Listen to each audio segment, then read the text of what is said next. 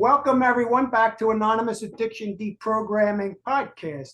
You know, my name is Bobby C., and this is As Bobby C. Sees It. Today, I want you to stay for the whole 30 minutes of this because we're going to get into a lot of different, we're going to be deprogramming. And this gentleman next to me, Mccauley, Saxton Space, you got to check him out. Stay tuned because we're going to give you all the sites he's on right now because he's got a big presence in Instagram, TikTok, Facebook, blah, blah, blah, you name it, YouTube.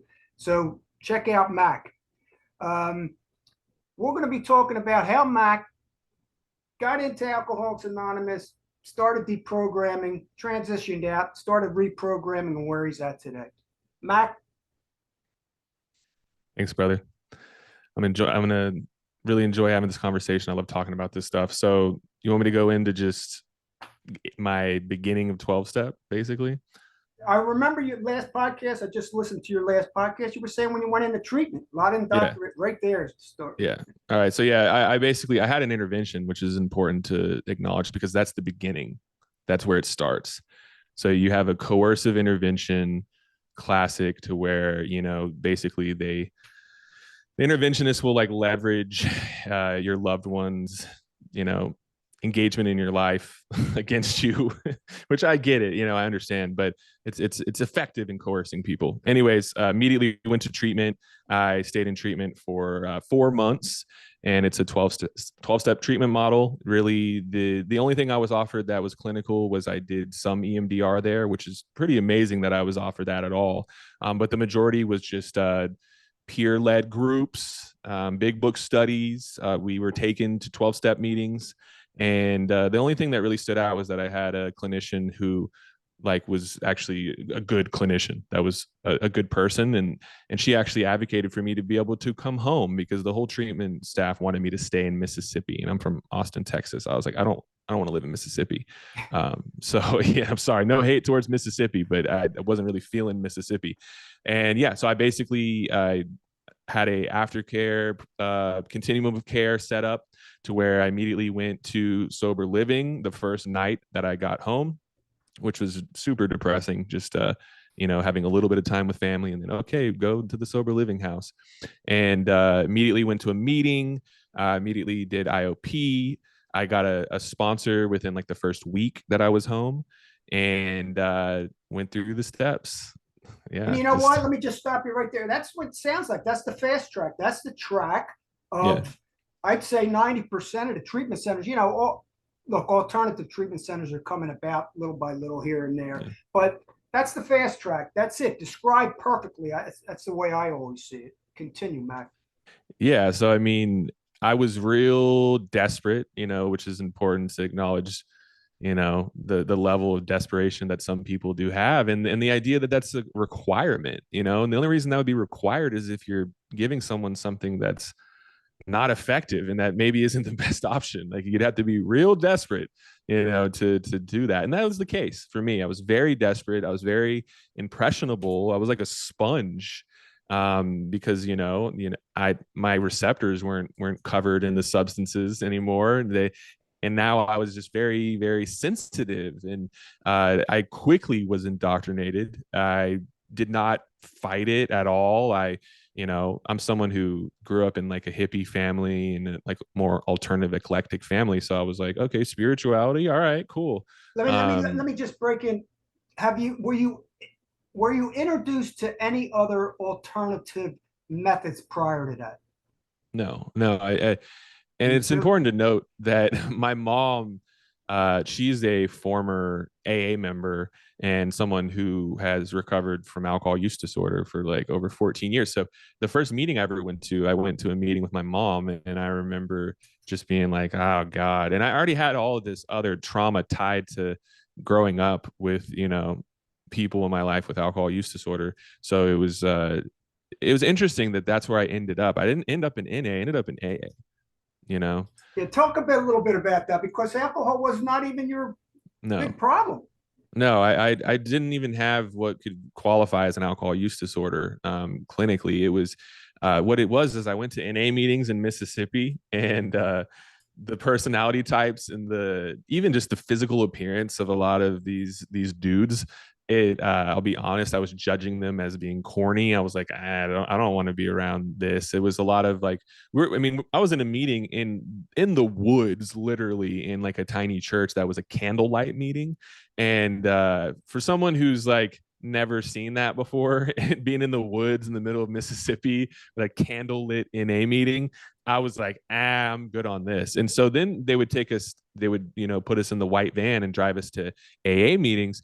And I was like, okay, these people are like wearing button up shirts and all this other stuff. And I don't really relate to them, but I relate more than this, like, sorry, but kind of like backwoods vibe of like, just that culture just didn't relate to it at all. So I just found that it was more palatable to be in these spaces to where people just seemed a little bit more approachable in a way, I guess. And I come from like very alternative drug culture of like being, out taking the city bus and hanging out within, certain subgroups. But there was none of that. It was also very white, just like in Mississippi, the majority of, I mean, pretty much all meetings, it's like a very strong specific demographic. That was really weird to me. It just the 12 step, I mean, the AA meeting within 12 step seemed a little bit more diverse to me, so I kind of liked that. But yeah, when I came back, I think I went to one NA meeting, but it was because it was close, and I never went again, ever. Okay, so you were doing all the things. I think on one of the podcasts you were just mentioning, you did everything, the 12 steps, your big book, you were really into it. Talk about your sponsor a little bit. You Yeah, mentioned your sponsor, which is still your friend. And you know what? yeah, I can relate to that. Look, 40 years later, I still have a friend, my first sponsor. Luckily, he was the person he was. And yeah, I think you mentioned that because yeah. he helped me because he'd never pushed it. He was just you mentioned it. He was just a nice, loving family man. I really liked the dude, and I still Yeah, do. yeah. Yeah, well, I mean, it's important. I'll give you some of my accolades really quick before going in. I'll just say, key holder, H&I representative in the steering committee. I got, certified from the Texas Department of Criminal Justice to go into prison and give out big books and work the 12th step. So I went really really hard with it. I went deep. Like, you don't have to do all of those things. I did those things, and a lot of it was that I was the young person in 12 step that was abstinent, so everyone was like, oh, they wanted to give me opportunities, and that was from a place, I don't think that was from a bad place at all. It was like they didn't really know about indoctrination or anything. They were literally just like, oh, we'll give this kid opportunities. And so I was basically put in these positions, like the H&I representative and the key holder. My second sponsor owned my home group, so he owned the house, which he then made available for meetings and stuff like that. So like if there were people there without a key before I was a key holder and I was there, I would text him and be like, hey, break the window. So just break the window. You know what I mean? So that's the type of basis I was on, like with a very personal, intimate, engagement with people in these spaces. My first sponsor was, I just literally did what I was told. People were like, find someone that you want what they have and ask them to be your sponsor. So I was like, okay, this dude can speak very eloquently. He can really articulate himself. I could not do that. I was like totally incapable of even talking without my voice shaking, or I would have like a panic attack trying to talk. So that was what drew me. It was honestly like charisma that drew me to him. And that's something that's really kind of interesting to look at when you look at, just people being very charismatic, and then people are like, oh, I like that.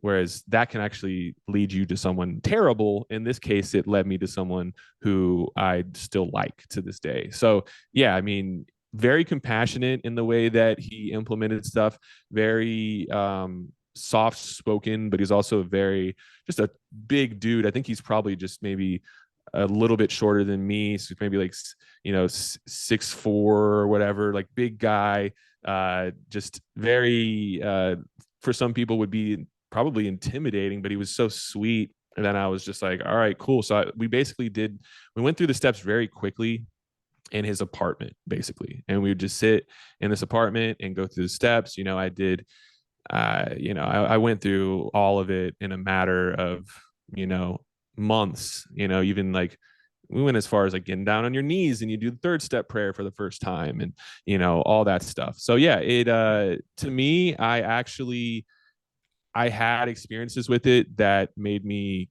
keep engaging. I was like, okay, like I feel love and I feel support. And meanwhile, really the whole time, most of the benefit I was getting was because I was being met with compassion. That was really it. I was being met with compassion and understanding. The practice of the fourth step was like a relief because I got it over with. When I really look back on it, and then when you go on to 5, 6, and you keep going, underwhelming. Really, there was nothing like the only thing I can say was like of real significance was I felt relieved after I did the fourth step because I felt so much shame, and that to me was like, oh, I got it out. But it's a lot deeper than just resentments. Stay tuned, everyone, because this goes where you don't might think it goes. It's going to go in a whole nother direction. So stay tuned. Okay, so 11 years, right? 11 years with Alcoholics Anonymous. No. So I spent 5.5 years in 12 step, and then my experience as my healing journey has been 11 years. Okay, let me ask you this: so the 5.5. Yeah. When did of course we suffer with the ambivalence, cognitive dissonance, right, wrong, and back and forth. What is this true? Is that true? I'm feeling this, I'm thinking this, but they're telling me this. So that goes on a lot.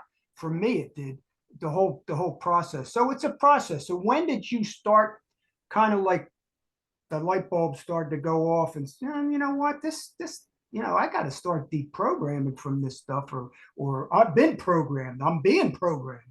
Yeah. Well, I mean, so there's a whole other aspect that I have to touch on, and it's that when I was out of sober living, I immediately consumed cannabis, like immediately. It was like as soon as I wasn't being drug tested, because that was never something I wanted to stop. First of all, it just wasn't, and it was something I was, told I needed to, basically. Of course, I wasn't very intentional with it, and it just was too much for me. And the reason I'm bringing this up is because immediately the programming I experienced in treatment kicked in, and I was like, oh, you relapsed, and now it's all over and you've lost everything. Now I had people in my life that completely, combated that, like, and that did not validate that idea. And so what happened is I did not blow up my whole life, and I continued to consume cannabis products after I went to California, talked to a doctor, went to like a medical cannabis doctor, which I'm not saying that validates it or that you have to do that for it to be valid, but that's what I did. And so basically I was existing towards the end of my career in 12 step as someone who consumed cannabis products. Now I wasn't smoking cannabis. I would periodically smoke cannabis, but I was consuming like tinctures, like CBD with THC in it, and like products that had THC, extracts that had THC. And so the whole time towards like the last few years, I was like, okay, I'm not going to deny that this is like very helpful for me, because I preferred that over all of the meds they gave me, because they gave me a whole bunch of them, which were very helpful, but then they started to kind of give me weird side effects. But the point is that was what really helped me to break through a lot of the stuff. Is I was like, my mother had, was consuming cannabis back then. And I had other people in my life that were healing and recovering that were consuming cannabis. And I was like, it's kind of weird that this is being completely invalidated. And, I was like, I saw through that. So that was the beginning of it. Like, okay, so this is not making me want to do anything else. This is not, triggering me to, behave in a way that's problematic. This is purely, making it easier for me to go to sleep and eat some food. Which I also have a diagnosed eating disorder. So it was like the first time that I, was consuming cannabis and not other stuff. And it was very helpful in getting a habit of like eating food, which is, I'm diagnosed with anorexia. So I had never like eaten really. It was like I started to eat and gain healthy weight. But so that was the more personal stuff. Really, a lot of the awareness was based on other people. I was seeing people that were being harmed. And I didn't really realize the harm that I faced until way after I left. It was more that of I was seeing inconsistencies. I was seeing a lot of these behaviors, and I was seeing the steps and how they were not working for people. Like people were legitimately putting all of their effort into it and really being, honest and all that. And it wasn't working. And I had people who, there was a dude that was my age that when I got into 12 step in my home group, he had maintained, abstinence. He consumed cannabis one time and they told him, he came in and shared it. And whoever talked to him, definitely contributed to a shame spiral. And that resulted in him going back to, his other stuff. Yes, he made a decision to do that. But when we look at vulnerable people that are talking to authority figures, they have to take some accountability when it comes to the information they're putting out there, or the stuff they're projecting. So a lot of it was just witnessing people it was not working for, seeing people die. So that person I just spoke about is dead now. And he came to me because I was one of those people in 12 step that was more understanding. And he's like, will you sponsor me? And I was like, yeah, I get, like, I don't really, I probably sponsored just a couple, three or four people throughout the whole process, because it always felt weird to me. And like, I don't know. I had faced so many weird, toxic engagements with other people that I was like, I don't know if I'm qualified to even do this. I don't know, like, so I was really just very compassionate, and I would go through the book and go through the steps with people, but that was really it. And I noticed that for a lot of people that I was trying to quote unquote help, it was not helping at all. And that was really it. Like seeing that there were people out there that it wasn't working for was one of the biggest things that helped me to shift out of that and to start questioning it. And then that's where, again, the cognitive dissonance came in. What is this? What have I been doing? That really kicked in once I started to learn more, and I went on to social media and started to hear other people's perspectives, and I started to learn about harm reduction. I was like, oh, I don't even know anything about this really. That was a very rude awakening. And that's where I started to look at my identity, which was tied to how long it had been since I used drugs and all the service work and inventory I was doing. And it made me want to die. I was like, I've devoted my life to this and I don't know what the fuck I'm talking about. And I don't know how to help people. I don't. It was like I don't know at all. And so that started my journey in learning how to advocate, not help, but how to advocate for people. No, that's, I can relate to so much. I just did a podcast about the California sober and the guilt and the shame. People have to go in and lie. Yeah. I Yeah. have to actually go in and lie to feel like I fit in. Yeah. And It was, yeah, and plus the identity crisis, identity theft, because as soon as you raise your hand, they're giving you your identity.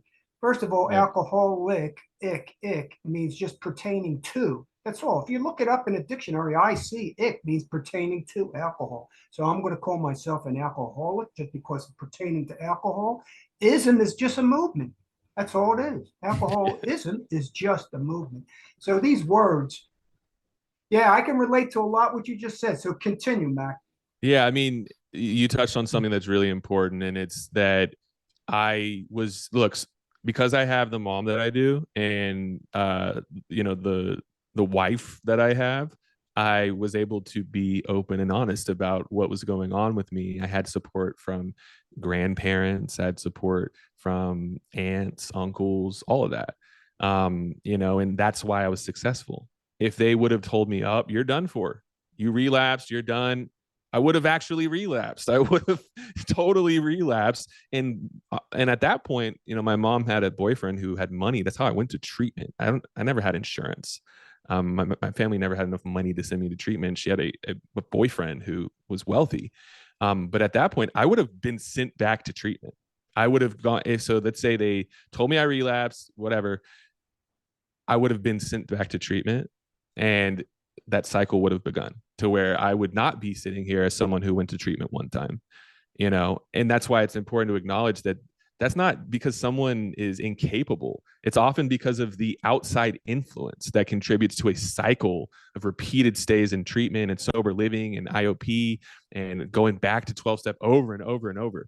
So it's a really good point that you brought up when it comes to not being enabled to be honest. You can, but honestly, I'm glad that I didn't open up in meetings and say, "Oh, I consume cannabis." Dude, immediately people will not want to be around you. They will be scared. They will invalidate you. It's what happens because I saw it happening to people. That's the reason why I didn't. Is I was like, I would like to open up about this. And I would hear people in there that did open up. And again, they were judged, but they were always framing it in a negative, like, I'm doing this. They called it back in my day. They called it marijuana maintenance. I'm sure you've heard that in your time as well. So they'd always be talking about marijuana maintenance and talking about it in their own experience as the negative and how it's just not working and so I was like, I was aware enough to go, nah, I'm not going to say this in a meeting. What I did do after I moved on from my first sponsor, because he was encouraging me to like look into like professional aspirations, which I just was very not into that at the time. But that's legitimately why I left. It was no other reason than that. He was like, now it's time to look at this. We went through the traditions after doing the steps. And then he was like, let's look at being self-supporting and all this other stuff. And I was just like, not ready to have that conversation. So I moved on to another sponsor who had been in 12-step way longer, like, what people call an old timer. So I started going to this fellow every single morning at 8 a.m. on Sundays, every Sunday. And he had an approach that was just based in the book. We would go through the book. There was some writing obviously tied to the book, but it was a little bit different because you'll always find people different camps in 12-step. That this is the real way to do it. The way the people who do it that way, they're wrong. They don't have it right. That's the fellowship. That's not the program. You got to go into the program, not the fellowship, or vice versa. It's like all just so confusing. But I ended up telling him I did not say that I ever like smoked cannabis flower. I just didn't say that. I was like, which again, I rarely did. I just didn't. It made me feel like anxious kind of. But I consumed tinctures daily. And so I was like, okay, I think this is a way for me to kind of give a half truth is to go, I consume CBD, and so that's what I did. I told him that, and he accepted it. But again, this is like an old sage within this space, which some of them get. Again, there are good people in those spaces. Let me just this actually says we got 10 minutes. What? Yeah. Oh. Well, I think it's only a half an hour, but listen, okay, so we're going to have to come back. You have to come back and do another one with me because yeah, I'll do it. The most interesting part is where you're at now. I mean, it's, wow, it's crazy. Where he was and where he's at now is totally, reverse.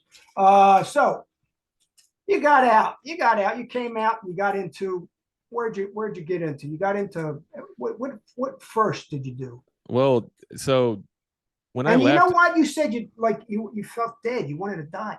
That's actually happens to a lot of us that are lost. We're lost. Yeah, it's like I'm lost. What the hell happened?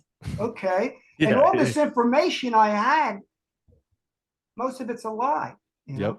Yeah. I mean, that's the relevant point. Is I left and realized that much of what I learned was not true or accurate or up to date. and I was not I didn't want to be alive. Now I wasn't planning on hurting myself, but that scared the shit out of my loved ones. You know, I became a hermit. I stopped going outside. I would sit in, if I was awake, I would have the lights on, off, sorry. So I'd have the lights off and I would just be in darkness with a fan on, like really loud fan. So it was, I didn't want to be alive, but I didn't want to take my own life. So I was like trying to reach some sort of oblivion. And I also, using drugs was not on the table. I did not, it was like, nope, not going to happen. I'm not doing that. So that was actually more dangerous. Like if I, let's say would have taken maybe a med or something that could have gotten me out of that space, that probably could have sped up the process or hurt. It depends. And I didn't. I would not do that. My mom wanted me to entertain some things. My mom was like, "You should try ketamine infusion." I was like, "Nope, will not do it." Actually had my sponsor and another member come to my apartment and knock on my door, unsolicited, uninvited. My mom had hit them up and they wanted me to go to a hospital. They wanted me, basically they wanted me to go to a psych ward is what they wanted. And I was aware enough, hyper aware at the time. I was like, you're not getting me to go to anywhere clinical or medical and to say how I'm feeling right now, because regardless of the fact that I'm not planning on hurting myself, if I say, yeah, I don't really want to be alive, they're going to be like, oh, no, like there's going to be questions there and they're probably going to want to give me an antipsychotic. So I was like, no, I do not want to be on antipsychotics. Again, those can be life-saving. They were for me when I was in detox, but I was like, no. So again, this was just another transitional period to where it was like, I went dark, very dark mentally. And I did not, I became a hermit and I went real deep into like introspection and spiritual stuff too, which was very interesting. I went from one like 12-step spirituality to like new age spirituality. And I went real deep into conspiracy theories. I went really deep into Hermeticism, ancient Egyptology. I was looking at the Emerald Tablets of Thoth. I was looking at the Egyptian Book of the Dead, not to be confused with the Tibetan Book of the Dead. I was looking at the Kabbalion. I was going into all this. What do I do? What direction do I go in? I don't even know. And ultimately, that led to isolation and being a hermit, which was actually important. Isolation is always demonized. Like, don't isolate. I've needed to isolate because I was like, I don't know what else to do but to go inside. And ultimately, it led me to shadow work. Yeah, exactly. I went deep into everything and all my thinking. That was a good thing. They might say, Bobby, why'd you laugh? Because I'm laughing because I know where it took him.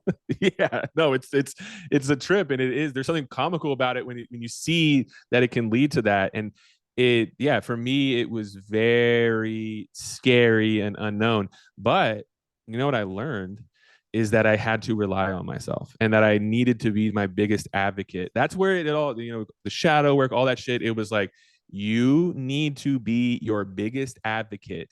If you aren't, you will be harmed by outside people, outside institutions, programs, even the people who love you. You need to know what's best for yourself. I say it all the time. We are the solution. Okay. Yeah. Ladies and gentlemen, listen to this because, we got to say it over and over for people to really understand it. If it's meant to be, it's up to me. And it's sad to say, we come in alone and we go out alone. And, this stuff is an inside job. But continue. Yeah. I mean, and look, the reason I was able to get to that place is because of, other people. And like, there were things that enabled that. So I think people misinterpret this and they think it's some like egoic, like it's just all me. And no, like what it was I was being let down by people with the best intentions. I just learned that if I cannot advocate for myself and support myself mentally, financially, just in all areas of life, then I'm shit out of luck. And things are not probably going to turn out the way I want them to because you're not in the driver's seat. But you continue that was so searching. Much of 12-step was just but you surrender. Searching, you continue surrender. Searching. Yes. Searching. Oh, yes. It was like constant. And then I found myself. That's what it led to.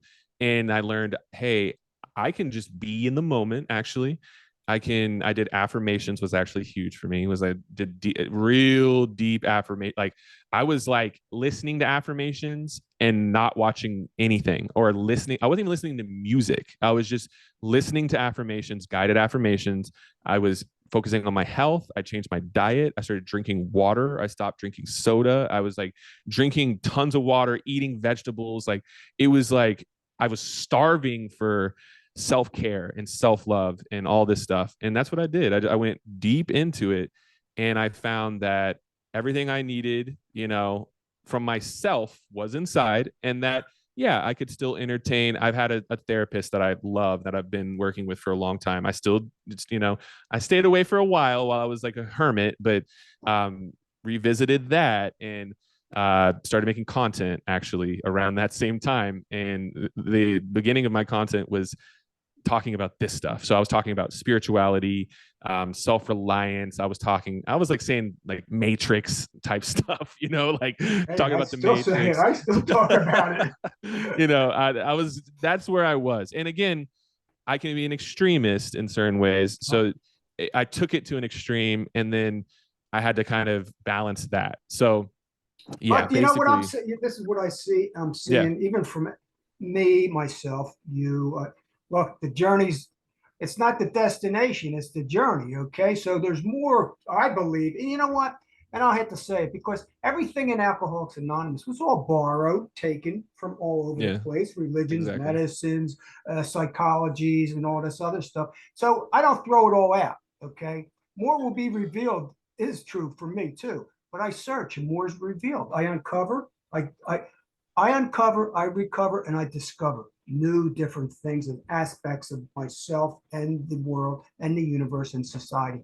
Mac, we got a minute 27 seconds. You know what I'm going to do? You have But another half an hour because I'm going to stop this podcast. We're going to do another one right after this, and we're going to get into. Stay tuned, everybody. Don't forget to subscribe and stay tuned for the next podcast that we're going to do right after this. If Mac has the time, yeah, go right into the harm reduction stuff. Go right into what. Look, we all have opinions, and I believe, we should express them. And Mac's going to tell us some things about what he discovered after this stuff. I'm going to share some things also. But continue, Mac. What do we got? I think we're going to be signing off probably in yeah, a we got minute less or than a two. minute. So that's it. We'll see Yeah, let's y'all see. in the Yeah, next we'll one. see. Yeah, we got a minute. So we're going to see you on the next podcast. Mac's going to. I'm going to sign off on this one. I'll reboot another one, and we'll see you on the next podcast. Perfect. Take care. All right, Let's y'all. see how I can get out of here. End podcast, stop video. There we go. Awesome. I still didn't do it. Let me see. Stop recording. Bye, everyone. See you on the next podcast.